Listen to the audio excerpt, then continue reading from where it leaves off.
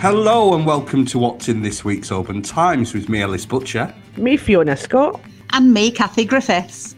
And it's been another big, busy news week for all of us, but not me so much this week because I've had a few days off, but needless to say, the paper's been left in the very, very capable hands. Very, very. We like that. Of both Cathy Griffiths and Fiona Scott. So what have you been up to, Cathy? What have you been writing about this week? Well, rubbish and litter has been big on my list this week. There are real concerns across the whole of the Oban and Lawn area about the mess that we are being left in by not just visitors. People can be quite quick to blame things on visitors, but it's locals alike.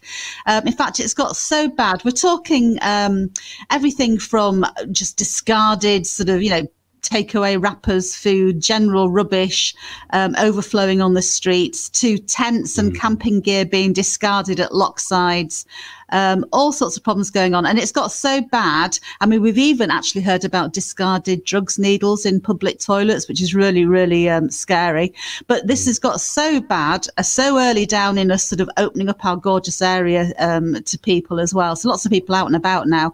But it's got so bad that it's prompted the whole of the Oban and Lawn Area Committee, regardless of what their politics are, to get together and put out an urgent message to people, everyone in the area, to clean up their act. So I've been talking to them. And you know what? I was absolutely horrified this week because there has been a lot of litter around. But I was driving back from Ganavan late one night. I'd been out for a little ride, a bit of sea air. And I saw a camper van. Well, no, it wasn't a camper van. It was a transit van parked up on the road just towards sort of the Bad Bend near Denolly Castle. So it wasn't even a lay-by, parked up with a toilet tent attached to it. So this is actually on the road. It's not on a lay-by. And so there's lots of concerns. We're not putting all the blame on wild campers and things like that. But actually, people, want others to be responsible. Not everyone's being irresponsible, but it's just the few, I think, who are making a lot of mess. So read all about that in the OT and online, and let's see what happens. Let's see if we can make an improvement. I've never understood people that come to a beautiful area and then leave a load of rubbish behind. Although it's not just visitors. It's not, I'm sure, some of them probably are to blame, but it is, we're making it clear, or the councillors are making it clear that we're asking everybody just to clean up your act. Oh, that sounds good. What about you, Fiona? What's your week been like? Yeah, well, I'm on the same track as Cathy a wee bit, because there are, at the moment, especially as we're trying to ease out of lockdowns, there's a lot of concerns for everybody. And I've been looking at the small island communities because they've been asking visitors for a bit of understanding and respect as the lockdown laws ease. So you've got the likes of Kerala, Oban and Seal, who are among many that are cautiously opening up again. And while all the islands are looking forward to welcoming visitors back, they're just asking that people keep to the rules and show the islanders a bit of respect. I think they're looking for, if there's big queues at the ferry, maybe in the sea residents in the queue, if they maybe let residents get back before the visitors take the trips over, because the residents obviously live across there and need to get home. So yeah, just a wee bit of thought that's needed, I think, for that one. Also, I've been on the sports pages again, and it's nice to see everybody getting back and active. In the last couple of weeks, it's been the turn of the bowling club. They hang off a wee bit. Obviously nervous about letting people back in there again because of the age groups that take part in the bowling, but glad to see everybody's been back on the greens, and there's families, all different kinds of members, and it's at the moment it's members only, but you're welcome to join, and there's loads of great deals. So if you have a look in the Oban Times this week, you can see how you can go about doing that. Do they have to resurrect a league of any kind, or do they just play sort of informally? Because lockdown started just at the same time as bowling season starts in April, they didn't start any leagues or any competitions. And at the moment, there's going to be no leagues at all for this season. Everything's wiped out. And the clubs are deciding on a weekly basis whether they're going to have any competition at all, because there's quite a lot of rules in place. It's quite difficult to organise when you've got to distance still and you've got all the equipment to wash down after every game. So just keeping an eye on that one. That makes sense, doesn't it? Yeah. But at least we can get out and get moving again. Stop stagnating in our chairs. Absolutely. What about you, Cathy? Anything else that you've been writing about this week that you want to tell us and share with us? Yeah, I had a rather touching tale actually from Seal about a message in a bottle. A message. I know. Sorry. Sting. Oh, my heartthrob. Be still my beating heart. Anyway, back to the news. Yes, a message in a bottle washed up on the shores of Seal at New Year, and a young chap picked it up, took it home to Glasgow, and tried to sort of make sense of the rather washed out message inside, and eventually got a few words, got a couple of names, Tam and Jane and Wheelbarrow, put a few things together and got back in touch with people in Seal, put it on Facebook, tried to sort of find out, if anyone knew where this bottle could have come from.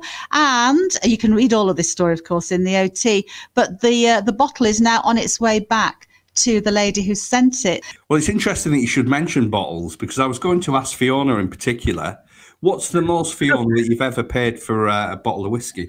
Well, can I just make this clear that it's not me that downs the whiskey in this house. It's my good husband, Malcolm. But I obviously buy him bottles every now and again for birthdays, Christmases, whatever. And we've got one, I think the dearest one we have is £60, which was a Quintas Oban. But yeah, that's I wouldn't go any more than that. Well, Ellis, why haven't you asked me? Because you're not a whiskey drinker, are you? No, I like tea. Anyway, that's okay. I just didn't want to be left out. But carry on. Why are you asking us this question? She's a Yorkshire lass. She likes tea. Oh, a nice cup of tea.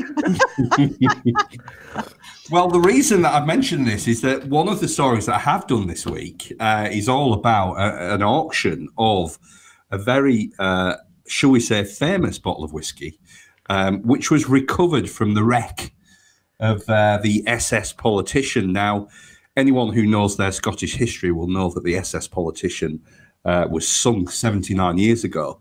And it became the inspiration for the film, which was released in 1949, Whiskey Galore. Anyway, this chap managed to salvage a bottle of the whiskey from the SS Politician in the 80s, and he's now put it up for auction. The sad thing is, it's unfit for human consumption. But needless to say, it's attracted a lot of media attention and a lot of bids. So you'll be able to read about that in this week's Oban Times. Apparently there's still some out there, because of the locals hid them, didn't they? They sort of hid them across the island. Apparently there's still some out there. The more you look into that story, the more you realise that the film itself was lovely. It was kind of a gentle tale of its time, but the reality of it was that the authorities came down really, really hard on those people that had taken whiskey off that shipwreck, which was quite sad, really. That they were, that people's houses were searched and people were arrested and people were charged. So it wasn't quite that delightful sort of black and white, 1949. You've ruined it for me now. I loved that film. That's the truth of it, unfortunately.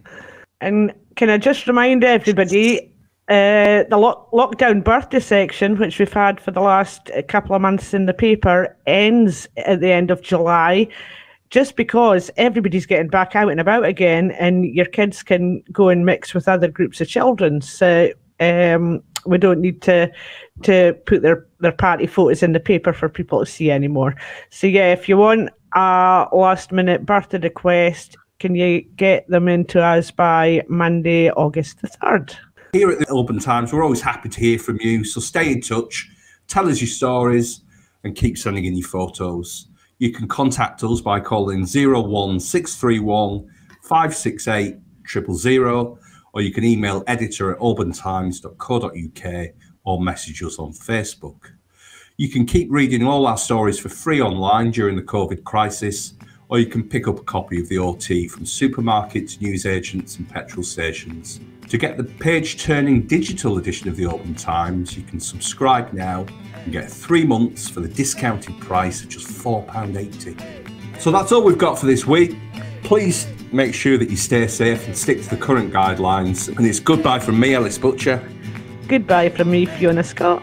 And goodbye from me, Cathy Griffiths.